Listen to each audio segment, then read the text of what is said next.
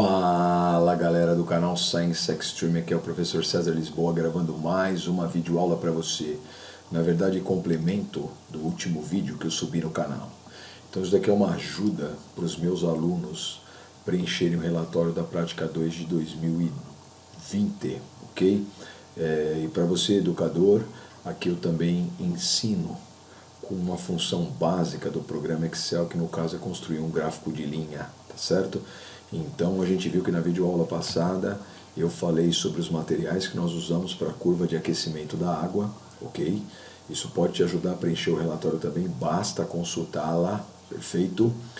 E evidentemente, depois que nós discutimos a respeito de atitudes de segurança que a gente precisa apresentar num laboratório, sobretudo quando vai mexer com o bico de Bunsen, a gente iniciou o experimento, aferiu a temperatura inicial da água e começou um aquecimento, e a cada 1 minuto nós aferíamos a temperatura e anotávamos nessa tabela. A ideia é que os alunos, ao final do preenchimento dessa tabela, construíssem um gráfico nesse plano quadriculado que eu já deixei pronto no relatório, ok? Do que consiste a videoaula de hoje? Como fazer esse gráfico aqui que foi feito à mão em papel quadriculado no Excel.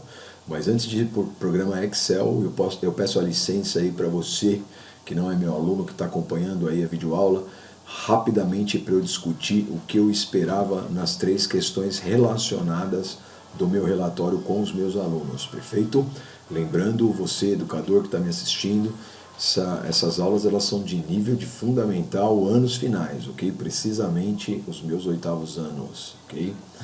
Então, a pergunta 4 da questão relacionada era só para descrever o que foi feito em relação à segurança e como o grupo se sentiu, se a equipe cooperou, se a equipe não cooperou, como é que foi a divisão de tarefas. Eu pedi um parágrafo para registrar essa experiência. Eu não vou chamar muito atenção para isso, perfeito? Mas basta você, meu aluno, acessar outra videoaula, lá eu dou pelo menos umas 5 atitudes de segurança que a gente se preocupou na hora da aula. A questão 5, eu pergunto para fazer uma relação da água. Não era o meu objetivo principal na aula, meu objetivo principal não era aquecer a água pura e simplesmente.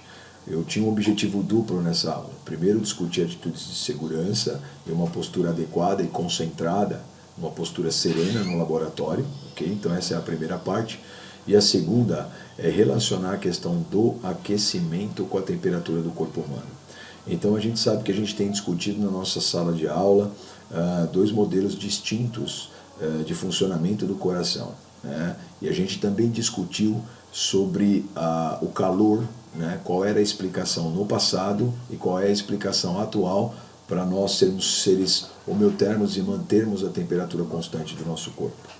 Então sabemos que a temperatura corpórea influencia o nosso organismo, e a explicação para esse fato nem sempre foi a mesma. Sendo assim, responda, como Galeno, século II, que propôs o coração fornalha, videoaulas anteriores, acesse o canal aí, quem tiver interessado, ok? Como é que ele relacionava a temperatura humana com a saúde do corpo? Explique em detalhes. Aqui eu espero, meu aluno, que você fale da chama da vida, essa ideia hipocrática que começa em cerca aí de 350 anos antes de Cristo, com o pai da medicina, Hipócrates, que sugere que pela primeira vez que o calor está relacionado com a vida, perfeito? Foi o primeiro a separar as doenças da explicação do castigo divino, e sim relacionar doenças com fenômenos, perfeito? Hipócrates dizia que a pessoa, enquanto ela estivesse viva, ela tinha uma chama mística no interior de si, e essa chama mística ela promovia a manutenção da saúde do corpo. Enquanto ela estivesse acesa, nós estaríamos vivos. Quando a gente morre, essa chama se esvai e a temperatura abaixa. Tudo que Galeno fez foi pegar essa ideia hipocrática, ou seja, a ideia da chama, e colocar do lado esquerdo do coração com o seu modelo coração fornalha. Porém, a gente sabe que apesar desse fato, né, quando estamos vivos estamos quentes, quando morremos estamos frios, a gente sabe que isso é um fato observado até hoje, mas a explicação para esse fato mudou. Então eu peço um paralelo para fechar esse relatório, que é o paralelo que a gente tem discutido nas nossas aulas teóricas. Nos dias atuais, qual é a relação da temperatura com o funcionamento do corpo humano? Escreva sobre isso no espaço abaixo. Dica: se pergunte por que a nossa temperatura é cerca de 36 graus Celsius. Okay? Então, atualmente, no século XXI, a gente ainda continua observando ser humano vivo, ser humano com uma temperatura por volta de 37. Cadáver humano, temperatura gélida. A explicação atual é essa. Cada uma de nossas células dentro do seu citoplasma apresenta uma organela que a gente vai discutir em mais detalhes, chamada mitocôndria. Essa organela é tão importante que a célula ela pode não apresentar núcleo, que a gente tende a crer que é a organela mais importante, mas eu não vou entrar nesse mérito de discussão. Uma célula pode não apresentar núcleo, mas mitocôndria, obrigatoriamente, ela tem que apresentar. Por quê? Porque mitocôndria é a central energética na célula. Toda célula tem sua própria usina de produção de energia. E essa energia é gerada através de um processo de combustão, ok? Para isso a gente usa um comburente, que é o oxigênio. Em qualquer combustão haverá a presença de oxigênio como comburente. O que varia nas combustões é o combustível. No nosso corpo são os nutrientes digeridos, o que eu chamo de unidade e constituintes de nutrientes. Mas se nós estivéssemos falando da combustão da aula prática, por exemplo, do bico de Bunsen, quem é o comburente? Oxigênio. Quem é o combustível? Gás. Se nós estivéssemos pensando na combustão de uma vela, quem é o comburente? Oxigênio. Quem é combustível? Parafina. Certo? Então o combustível varia, mas comburente não. O fato é que as unidades constituintes, na presença de oxigênio, reagem quimicamente no processo de combustão. Isso gera como principal produto aqui a energia que nos mantém vivo. Junto com a produção de energia são produzidos dois subprodutos, o gás carbônico e a água, que em excesso a gente elimina. Esse processo é chamado de respiração celular e acontece no interior de todas as células. Enquanto estivermos vivos, nossa temperatura será 37, porque como qualquer combustão, é uma reação exotérmica, libera calor e mantém a temperatura do nosso corpo. O dia que esse processo de produção de energia parar, a gente morre. Para a combustão, dentro de cada célula, para a liberação de calor e, evidentemente, a nossa temperatura esfria. Perfeito? Então esse é o paralelo reflexivo que eu queria fazer com essa aula.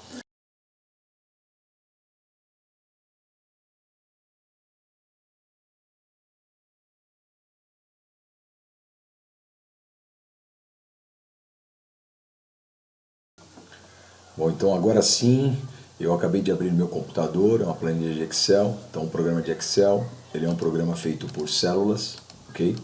Dentro dessas células é possível digitar fórmulas, é possível digitar números e também é possível escrever palavras, perfeito? Então eu vou colocar o título desse meu arquivo, curva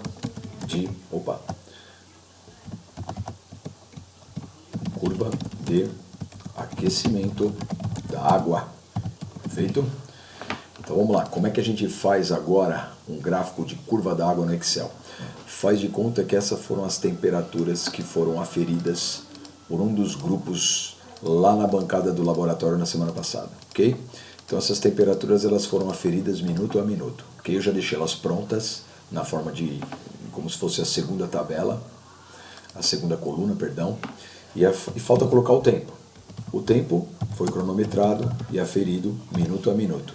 Vou te ensinar um truquinho para ficar bonitinho dentro da coluna, ok? Perceba que a palavra minuto ela não aparece. Você vem aqui do ladinho direito da coluna. Quando aparecer o cursor com duas setinhas para lá, significa que ele vai arrumar a coluna. Você dá um duplo clique e aí a coluna fica bonitinha para você. Então a temperatura inicial ela foi aferida no tempo zero. Depois de 1 minuto aferimos outra vez.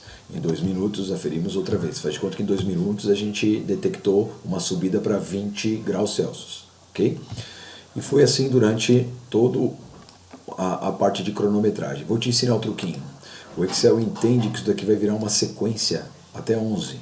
Então marque as 3 células que originarão a sequência. Perfeito? Quando o cursor aparece com essa setinha preta, você vai arrastando. Ó. Olha só. Até o 11. Que foi o tempo final que a gente usou ali no cronômetro. Pronto, a minha tabela está feita e ela está igualzinho ao seu relatório. A diferença é que o seu relatório, você fez um gráfico à mão na parte quadriculada. Aqui a gente vai ter uma área de plotagem, um gráfico que vai sair prontinho. Como é que eu faço? Eu marco as 2 colunas, que são os dados que serão expressos no gráfico. Eu venho aqui em inserir, ok? Olha aqui os gráficos. Eu venho nos principais gráficos recomendados. Eu venho aqui nesse de linha, que foi o combinado. Nós combinamos em fazer um gráfico de linha, olha aí. O Excel já me disponibiliza prontinho o gráfico e eu consigo mexer e movimentar esse gráfico, ajustar esse gráfico pela minha planilha, correto? Mas eu havia dito para vocês que um gráfico, para ele ser cientificamente adequado, ele precisa ter um título. Vamos colocar o título aqui. Perceba que funciona como se fosse uma caixinha de texto. Curva de aquecimento da água. Esse é o título do gráfico, ok?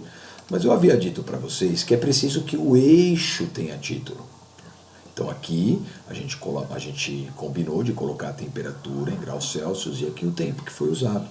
Então como é que eu faço? Eu tenho que vir aqui em layout de gráfico, tá? Um layout rápido, eu clico aqui, ele me disponibiliza essa possibilidade. Se eu clicar em cima, ele já abre a caixa de texto desse eixo, e aí eu posso mexer como se fosse uma verdadeira caixa de texto mesmo, tá?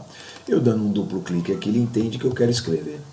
Então aqui é a temperatura que foi aferida em graus Celsius. Eu nunca posso esquecer de colocar a unidade. Como isso funciona como uma caixa de texto, eu não apenas posso movimentar, mas eu posso vir aqui, ó, em página inicial, eu posso deixar ele em negrito. Eu posso aumentar um pouquinho a fonte que eu quero usar. Certo? Aí você vai formatando, você vai brincando. Perfeito? Perceba, eu vou fechar aqui. Perceba que ele fornece uma legenda do que significa essa curva. Essa é a variação de temperatura, mas é evidente. Aqui só tem uma variável sendo detectada ao longo do tempo. Se houvesse mais de uma, até convinha deixar isso aqui, mas é evidente, qualquer um que vai olhar, a partir do momento que ele lê o título, que aliás eu vou tirar um parênteses aqui a mais, no momento que ele lê o título, legenda de um eixo, a legenda do outro eixo que eu vou colocar aqui embaixo é o tempo, certo? A gente usou o cronômetro e aí eu fui falando minuto a minuto em sala, vou dar uma formatadinha, ó, página inicial, coloco em negrito, subo para a fonte 12 aqui, ó, bonitinho para padronizar. Então qualquer um que olhar vai entender que é uma temperatura variando em função de um tempo. Então não precisa aparecer. Quando eu clicar para isso aqui desaparecer, clicar e colocar um delete, ele vai ajustar a área de plotagem para mim automaticamente. Se você não gosta da cor azul, você pode clicar com o botão direito, você pode redefinir, você pode alterar, você pode formatar séries de dados, você pode, enfim, trocar as cores aqui, perfeito? Brilho, sombra. Eu vou deixar em azul padronizado para a videoaula não ficar muito extensa, mas depois na sua casa você brinca, perfeito? Eu vou dar uma ajustada aqui no meio e perceba que nós havíamos combinado que na nossa área de plotagem no relatório seria uma variação minuto a minuto, aqui de 10 em 10 segundos, que daria o espaço, e aqui minuto a minuto. Então eu tenho que interferir na unidade principal desse eixo. Eu clico no eixo, normal, botão direito, venho na opção formatar eixo, e aí ele me pergunta se eu quero começar o eixo com o valor 0, ok. Se eu quero que a unidade máxima seja 12, não quero, eu quero que seja 11. A gente foi até o tempo 11. Ele me pergunta se eu quero que a unidade principal seja 2 ou seja 1. Eu quero que a unidade seja 1. Não sei porque automaticamente ele corrigiu aqui para menos 1. Ó, percebe a alteração aqui no eixo do gráfico? Mas eu vou forçar de novo, eu vou colocar 0. Perfeito? E aí você dá um Enter, pronto. Está tudo bonitinho aqui, ó, do jeito que a gente combinou. Essas linhas você pode clicar em cima dela e deixar a área de plotagem livre. Eu vou deletar, pronto. Está aí o meu gráfico. Curva de aquecimento da água expressa em gráfico de linha no programa Excel, ok? Espero que essa videoaula tenha te ajudado. Ela fica por aqui. Tente fazer a atividade avançada, que nada mais é do que fazer o gráfico que foi feito em papel quadriculado, fazê-lo em programa Excel, ainda que eu não tenha ensinado todos os recursos desse programa, ok? Foi, galera, um abraço para vocês. Tchau!